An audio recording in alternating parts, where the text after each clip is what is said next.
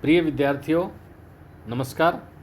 मैं doctor B are Shastri, सह आचार्य संस्कृत, बाबू शोभाराम राजकीय कला महाविद्यालय अलवर, आज आपको बीए प्रथम वर्ष संस्कृत विषय के प्रथम प्रश्न पत्र दृश्य एवं श्रव्य काव्य के पाठ्यक्रम में स्थित स्वप्न वासव दत्तम नाटक के प्रथम अंक के श्लोक नंबर 13 से आगे अध्यापन प्रारंभ कराऊंगा, क्योंकि श्लोक नंबर 12 तक इससे पहले वीडियो में करा चुके हैं।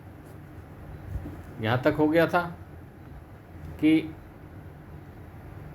वत्सराज उदयन के महामंत्री योगेंद्रायण वासव दत्ता को साथ लेकर वन में चले जाते हैं और वहाँ उनकी मुलाकात पद्मावती, मगध देश की राजकुमारी पद्मावती से होती है तथा वासव दत्ता को योगेंद्रायण अपनी योजना के अनुसार पद्मावती के पास धरोहर के रूप में रख देते हैं। और वहीं उस समय ब्रह्मचारी आता है जो लावणक की घटना के बारे में बताता है और योगेंद्रायण उससे वहाँ की बात पूछता है तो आप लावणक से वहाँ क्यों आ गए। तब वो ब्रह्मचारी कहता है कि वहाँ एक बहुत बड़ा अनर्थ हो गया। वहाँ वत्सराज उदयन नाम का राजा था तथा उसकी पत्नी जो उसको बहुत प्रिय थी। वहाँ राजा के शिकार खेलने जब चले गए तो पीछे से रानी जल गई और उसे बचाने के प्रयास में महामंत्री उदयन भी उसी अग्नि में जल गए। जब राजा उदयन लौटे और उनको समाचार मिला कि वासव दत्ता जल गई तो उस विरह में उसी अग्नि में जलने के लिए तैयार हुए और बार बार उसी अग्नि में अपने आप को जलाने के लिए जाते और उनके द्वारा रोके गए, अनुचरों के द्वारा। और महारानी वासव दत्ता के जलने से शेष बचे कपड़ों को आलिंगन करके बार बार बेहोश हो जाते। और तो इसी प्रसंग में ब्रह्मचारी बता रहे हैं कि वह राजा उदयन कितना वासव दत्ता के लिए कितना विरह में डूबा हुआ है, कितना विरह कर रहा है, कितना बेचैन है, कितना तड़प रहा है उसके विरह में। तो ये श्लोक नंबर 13 बता रहा है कि वो उसकी स्थिति, महाराज उदयन की स्थिति ऐसी है कि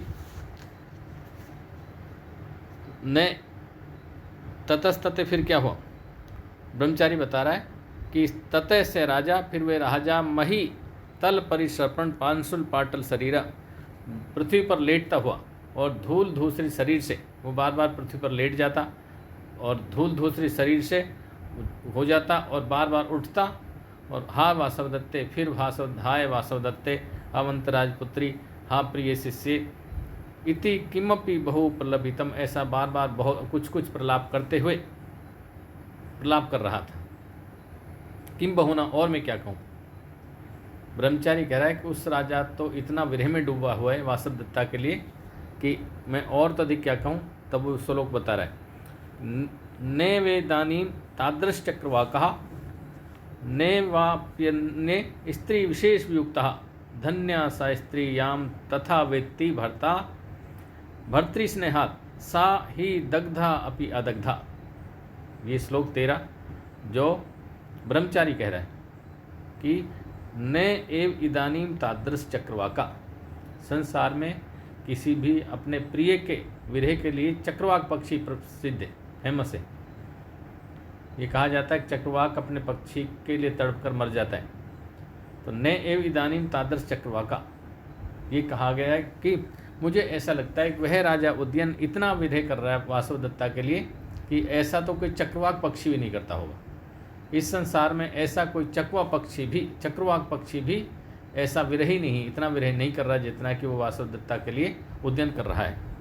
और न एव अपि अन्य स्त्री विशेष वियुक्त, और मुझे नहीं लगता कि संसार में कोई अन्य स्त्री से वियुक्त होकर, वियोग में होकर के इतना विलाप कर रहा होगा।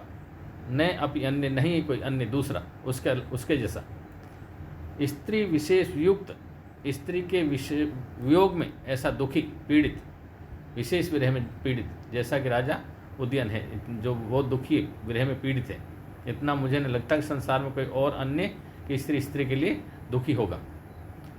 धन्या सा स्त्री, मैं तो मानता हूँ कि धन्या सा स्त्री, वह स्त्री धन्य है, उसका जीवन धन्य है।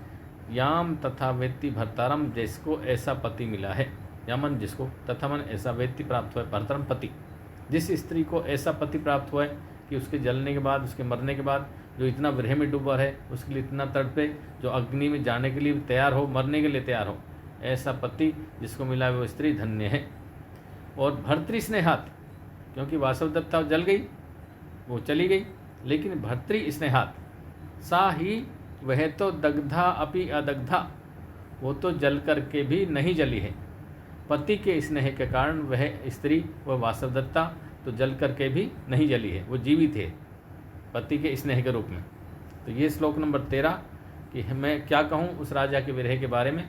वो वासवदत्ता के लिए इतने विरह में डूबा हुआ है कि उसके जैसा कोई चक्रवाक पक्षी भी नहीं है, और ना ही कोई स्त्री विशेष युक्त, विशेष स्त्री के बारे में जो विरह में डूबा हुआ हो, ऐसा संसार में उसके समान कोई दूसरा विरही व्यक्ति नहीं होगा। धन्य सा स्त्री, वास्तव में वह स्त्री धन्य है जिसको ऐसा पति मिला है, भर्तार मिला है। वह तो पति के स्नेह के कारण दग्धा अपि अदग्धा, वो तो जल करके भी नहीं जली है।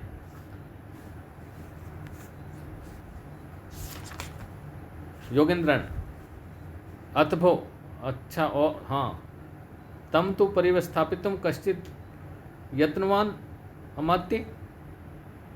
योगेंद्रन पूछता है उससे, ब्रह्मचारी से, तो उस राजा को धैर्य बंधाने के लिए किसी ने प्रयास नहीं किया क्या? उस राजा को धैर्य बंधाने का प्रयास किया किसी ने उसकी हिम्मत बंधाई, उसको धैर्य बंधाया, उसको शांत किया? ब्रह्मचारी कहता है हाँ अस्ति, हाँ है। रुमण्यवान अमात्यो दृढ़म प्रयत्नम अस्त्र भवन्ते, कि हाँ एक रुमण्यवान नाम का मंत्री, रुमण्यवान नाम का मंत्री है जिसने बहुत प्रयास किया राजा को धैर्य बंधाने का, उसे हिम्मत दिलाने का और उसको विरह से शांत कराने का, परिवस्थापित विरह में शांत कराने का। और वह तो इतना प्रयास कर रहा है, रुमण्यमान इतना प्रयास कर रहा है राजा के साथ साथ अनाहारे तुल्य, कि राजा यदि अनाहार भोजन नहीं करता तो अनाहारे वो भोजन नहीं करता, तुल्य मान राजा के समान, राजा के समान वो रुमण्यमान भी भोजन नहीं करता, निराहार रहता है। और सतत रुदित छाम वदने, लगातार राजा रोता है तो वो भी रोता है, और उसका भी वदन कमज़ोर हो गया लगातार रोते रहने से, रुमण्यमान का भी। शरीर संस्कारम, और शरीर उसका संस्कार रहित है, स्नान इत्यादि या शरीर का लेपन इत्यादि वो भी नहीं करता। नृपति सम दुखम परिवहन, वो भी नृपतिमन राजा के समान ही दुखम परिवहन, सुख दुख उठा रहा है, वो भी राजा के समान ही कष्ट उठा रहा है राजा के साथ साथ। दिवा व रात्र हुआ, वो चाहे दिन हो या रात्रि हो, चाहे दिन हो या रात्रि हो, परिचरति सेवा कर रहा है। यत्न ही नरपति राजा की बड़ा यत्नपूर्वक, वो तो राजा की बड़े प्रयासपूर्वक बड़े यत्नपूर्वक सेवा कर रहा है। नृपे प्राणान सद्दे त्यजति, और रुमण्यमान तो उसका इतना साथ दे रहा है, उसके कष्ट में इतना साथी है कि यदि राजा प्राण त्याग दे तो नृपे प्राणान सद्दे, यदि राजा प्राणों को शीघ्र त्याग दे तो, यदि तो तस्य उपरम परह, तो उसके बाद वो भी त्याग देगा। रुमण्यमान की स्थिति ये है कि यदि राजा ने प्राण त्याग दिए तो रुमण्यमान भी उसी समय प्राण त्याग देगा। वो इतना साथ दे रहा है, उसको हिम्मत बंधा रहा है, उसके साथ साथ सुख दुख उठा रहा है। तो यार ये ध्यान रहे, छोटा प्रश्न, लघुत्तरात्मक प्रश्न भी आता है कि विरह काल में राजा की सेवा किसने की, राजा को धैर्य किसने बंधाया।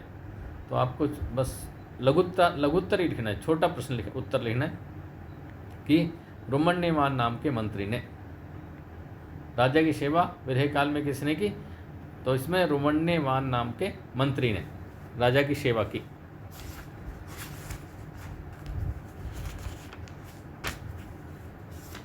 तो वासवदत्ता, क्योंकि वासवदत्ता वहाँ बैठी है, वो कहती दृष्टिया सुनिक्षिप्ते इदानीम आर्यपुत्र, चलो आर्यपुत्र के अच्छे व्यक्ति के हाथों में, अच्छा व्यक्ति आर्यपुत्र की सेवा कर रहा है। योगेंद्रन आत्म मन्म अहो महत भारम उद्वहति रुमण्यमान, अरे रुमण्यमान तो बहुत भार वहन कर रहा है, रुमण्यमान बहुत बड़ा भार वहन कर रहा है, राजा का भार उसके ऊपर है। और क्योंकि अब श्लोक नंबर 15, स विश्रमो है अयम भारो, योगेंद्रायण कह रहा है कि स विश्रमो हो अयम भारो, अयमन यह भार, मेरा भार, स विश्रमो कम हो गया, मेरा भार तो कम हो गया क्योंकि आधी योजना मेरी सफल हो गई। और प्रसक्तस्य तस्य तु श्रम, लेकिन तस्य मन उसका, प्रसक्तस्य बढ़ गया, श्रम माने भार, लेकिन उसका भार, उसकी परेशानी बढ़ गई है रुमण्यवान की, क्योंकि तस्मिन सर्वम अधीनम, उसके सब कुछ अधीन होता है। तस्मिन उसके सर्वम अधीनम, सब कुछ अधीन किसके? यत्र अधीनो नराधिपा, जिसके अधीन होता है राजा, क्योंकि जिसके अधीन राजा है उसके अधीन समझो सब कुछ है। तो सारी जिम्मेदारी अब रुमण्यवान पर आ गई है। प्रकट में कह, वो मन में कह रहा है ये श्लोक नंबर 15 है, जो श्लोक नंबर 15 है, जो कि सेविश्रमो अयम भारे, मेरा श्रम तो अब, मेरी थकान, मेरी जो जिम्मेदारी वो कम हो गई, लेकिन प्रसक्त से तस्य श्रम, लेकिन उसका भार बढ़ गया है, उसकी जिम्मेदारी बढ़ गई रुमण्यवान की। तस्मिन सर्वम अधीनम, उसके सब कुछ अधीन होता है, यत्र अधीनो नराधिपे, जिसके अधीन होता है राजा। तो रुमण्यवान की जिम्मेदारी अधिक बढ़ गई। प्रकट में कहता अथवम, अच्छा हाँ चलो अच्छा है, परिव्यवस्थापित मैदानी सर, तो क्या राजा अब तो हिम्मत धैर्य में बंधा लिया? क्या राजा अब तो धैर्य में है, अब तो शांत है, या अब भी उसी तरह विरह में डूबा हुआ है? तो ब्रह्मचारी कहता है तत् इदानीं न जाने, अब मुझे पता नहीं, कि अब तो पता नहीं क्या स्थिति है, लेकिन तब मैं आया था जो उसकी स्थिति राजा की ये थी, ई तया से हसितम, ई तया से कथितम, मैं यहाँ उसके साथ हसितम हंसा था, यहाँ उसके साथ मैंने बात की थी, ई तया से परिषितम, यहाँ उसके साथ मैं बैठा था, ई तया से कुपितम, यहाँ मैंने उसके साथ गुस्सा किया था, क्रोध किया था, ई तया से शयितम, यहाँ मैं उसके साथ सोया था, इत्येवम ऐसे तम, उसको विलपंतम, विलाप करते हुए। मैं जब आया था राजा की स्थिति है, बार बार वो ये कहता है मैं उसके साथ यहाँ बैठा था, या मैंने उसके साथ बात की थी, या मैंने उसके साथ झगड़ा किया था, या मैं उसके साथ सोया था, ऐसे बार बार विलाप करते हुए। तो इति से विलपंत राजा नम अमात्य, उस समय राजा को अमात्यों के द्वारा, मंत्रियों के द्वारा महता प्रिय, बड़े प्रियतन के साथ, तस्मात् ग्रामात्, उस ग्राम से, गृत्वा अबक्रम, उस गांव से उसको राजा को ले गए। उसके मंत्री बड़े प्रयास से वहाँ से राजा को ले गए, क्योंकि राजा वहाँ बार बार विरह में डूबा हुआ था, दुखी हो रहा था देख देख कर। तत्व निक्रांते, जब वहाँ से राजा चला गया, राजा के निकलने पर प्रोषित नक्षत्र चंद्रिका, जैसे राजा को रात के समय में बिना चांद तारों के रात्रि होती, उसी तरह वो ग्राम सूना हो गया, ग्राम में समर्थ गांव हो गया। तत्व अहम अपनी निर्गत, और मैं भी वहाँ से निकल आया, मेरा मन वहाँ नहीं लगा, बड़ा गांव सूना हो गया, इसलिए मैं वहाँ से निकल आया। तापसी, उसी समय जो तपस्विनी बैठी थी आश्रम में, वो कहती स खलु गुणवान राम राजा, कि वो राजा बड़ा गुणवान है। स आगंतुक अपनी अन्य नए प्रशंसती, जो आगंतुक को इस प्रशंसा कर रहा है, वो राजा वास्तव में गुणवान है, जो कि आगंतुक भी उसकी प्रशंसा कर रहा है। चेटी भर्तृदारी किमनु खलु अपरा स्त्री तस्य हस्तम गमिष्यसि, दासी चर्चा करती है कि है राजकुमारी, क्या कोई अन्य स्त्री उसके हाथ में जाएगी या उससे विवाह करेगी? पद्मावती मन में कहती मम हृदयम एव सह मंत्रितम, क्योंकि पद्मावती का भी यही विचार था कि अब राजा दूसरा विवाह करेगा कि नहीं। तो वो कहती कि जो दासी चेटी, ये भी मेरे विचार का ही समर्थन कर रही है। मम हृदय, मेरा हृदय भी यही मंत्रणा कर रहा है, यही विचार कर रहा है, मेरे हृदय में भी यही बात थी जो इसने पूछी दासी ने। ब्रह्मचारी आप पृच्छामि, हाँ तो पूछता हूँ, भवन तो आपसे, गच्छा मैं चलता हूँ। ब्रह्मचारी कहता ठीक है, मैं तो आगे चलूँ। वह दोनों गम्यताम अर्थ सिद्धे, चाहो आप अपने लक्ष्य सिद्धि के लिए आगे चले जाइए। जोगेंद्र साधु अहम अपि तत्र भवत्या अनुज्ञातो, अच्छा मैं भी आप लोगों से आज्ञा लेकर गंतुम इच्छा में जानना चाहता हूँ, कि मैं भी आगे जाना चाहता हूँ, साधु संन्यास में आगे निकलूँ। कंचुकी तत्र भवत्या अनुज्ञातो, ठीक आप लोग आज्ञा दें, गंतुम इच्छति के, कि आप जानना चाहते हैं।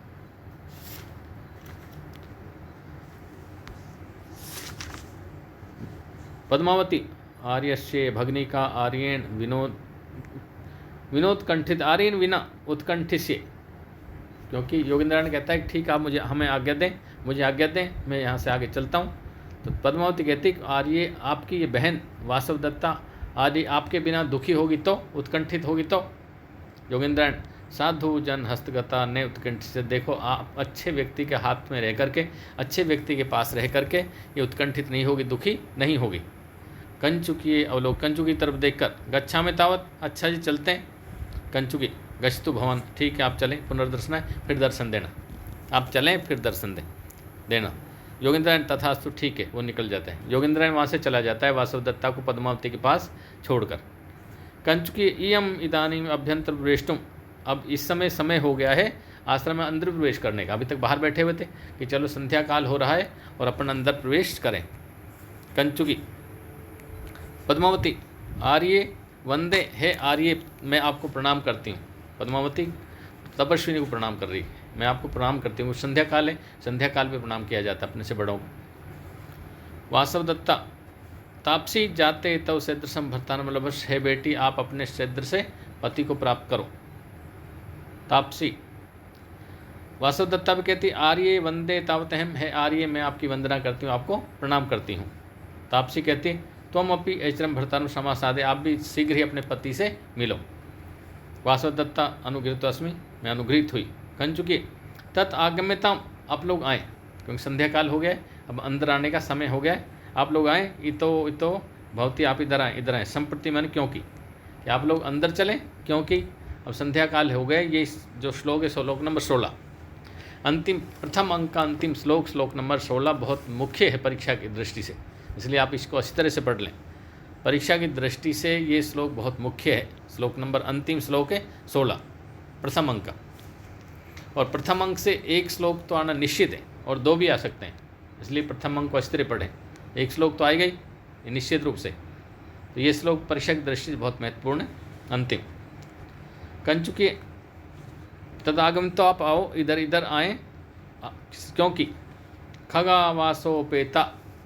खगावासोपेता सलिलम अवगाढ़ो मुनिजन, प्रदीप्तो अग्नि भाति प्रचरित धूमो मुनिवनम, परिभ्रष्टो दूरात रविरपि च संक्षिप्त किरणो, रथम व्यावृत्य वशो प्रविशति शनै अस्त शिखरम। देखो खगावासोपेता, देखो खग माने पक्षी, खग पक्षी वासोपेता अपने घोंसलों की ओर लौटने लगे। संध्याकालीन हो गए, जो पक्षी सुबह अपने दाना पानी के लिए बाहर चले गए थे, दूर चले गए थे, और संध्या काल होने पर अपने घोंसलों की ओर लौट रहे हैं। सलीलम अवगाढ़ो मुनिजन, और मुनिजन सलीलम जल में, अवगाढ़ो माने डुबकी लगा रहे हैं। संध्याकालीन स्नान के लिए मुनिजन जल में डुबकी लगा रहे हैं, जल में डुबकी लगा रहे हैं, स्नान कर रहे हैं। प्रदीप तो अग्नि, और अग्नि इस मुनिवन में अलग अलग स्थानों पर अग्नि जल रही है। प्रदीप तो मन जलती अग्नि भांति बड़ी अच्छी लग रही है। प्रदीप्त होती हुई अग्नि इस मुनिवन में अच्छी लग रही है, क्योंकि मुनिजन अपने यज्ञ इत्यादि के लिए और भोजन इत्यादि के लिए अग्नि जला रहे हैं, तो अग्नि प्रज्वलित हो रही है कई जगह, कई स्थानों पर आश्रम। प्रविचरती धूमो मुनिवनम, और ये धुआं, जलती हुई अग्नि का धुआं इस मुनिवन में फैल रहा है। परिभ्रष्टो दूरात रवि अपि, और सूर्य भी, जो दिन भर सूर्य प्रकाशित था, चमक रहा था, ज्योतिर्मान था, वो सूर्य भी अपनी दूर तक फैली हुई अपनी किरणों को, सूर्य भी दूर तक फैली हुई अपनी किरणों को समेटकर, परिभ्रष्ट माने फैली हुई, दूर तक, रविरपि सूर्य भी चे संक्षिप्त किरणों, अपनी सूर्य किरणों को संक्षिप्त कर रहा है, इकट्ठा कर रहा है। दूर तक फैली हुई अपनी किरणों को सूर्य भी संक्षिप्त कर रहा है, उनको इकट्ठा करके फिर रथम व्यावृत्यो, अपने रथ को लौटा रहा है, रथ को ले जा रहा है, और प्रवेश कर रहा है सतनई अस्तिकम, धीरे धीरे अस्ताचल की ओर। सूर्य भी अपनी किरणों को लौटा करके, इकट्ठा करके पुनः अपने रथ को पश्चिम दिशा की ओर, शनै शनै अस्तिखर की ओर लौटा रहा है। परिभ्रष्टो दूरात रवि, परिभ्रष्टो फैली हुई, दूर तक जो उसकी किरणें फैली हुई उनको संक्षिप्त कर रहा है, इकट्ठा कर रहा है। संक्षिप्त किरणों, अपनी किरणों को सिकोड़ रहा है, इकट्ठा कर रहे हैं। और रथम व्यावृत्यो, वह अपने रथ को लौटा रहा है। प्रविशति, और प्रवेश कर रहा है सतई अस्त शिखरम, धीरे धीरे अस्ताचल की ओर, और अपने रथ को अस्ताचल लौटा करके वो धीरे धीरे अस्ताचल की ओर प्रवेश कर रहा है। तो इसलिए संध्या काल हो गया है, अब अंदर चलें। तो ये प्रथम अंक समाप्त हो गया है, अंत जिसमें 16 श्लोक हैं और बहुत परीक्षा की दृष्टि से मुख्य महत्वपूर्ण है। जहाँ प्रारंभ कहाँ से होता है कि योगेंद्रन और वासवदत्ता वन में है, और जहाँ पद्मावती के सैनिक प्रारंभ करते हैं, उत्सरत आर्या, है आर्य हटो हटो, यहाँ से प्रारंभ होता है। और वो फिर पूछते हैं कौन क्यों हटा रहा है। पता चलता है पद्मावती अपनी माता श्री से मिलने यहाँ आश्रम में आई है, और आश्रम में यहीं रुकेगी, मिलकर बाद में चली जाएगी। वहाँ फिर योगेंद्रन जो योजना उसने बनाई थी, वो उसको वासवदत्ता को पद्मावती के पास धरोहर रख देता है। धरोहर रखने के बाद फिर वो ब्रह्मचारी मिलता है, वो राजा की स्थिति बताता है कि वासवदत्ता वहाँ जल गई, राजा इतना दुखी था। और उसके बाद ब्रह्मचारी चला जाता है, यहाँ संध्या काल हो जाता है और संध्या काल का वर्णन श्लोक नंबर 16 में है कि संध्या काल का दृश्य कैसा है, वहाँ मनोरम दृश्य कितना सुंदर है। वो आश्रम में चले जाते हैं, स्टेज खाली हो जाता है, तो प्रथम अंक समाप्त हो जाता है। आपको प्रथम अंक की विषय वस्तु शुरू से लेकर अंतिम श्लोक तक याद होनी चाहिए। बहुत बहुत धन्यवाद। आप श्लोक ये दूसरा अंक अगले वीडियो में कराएंगे। धन्यवाद।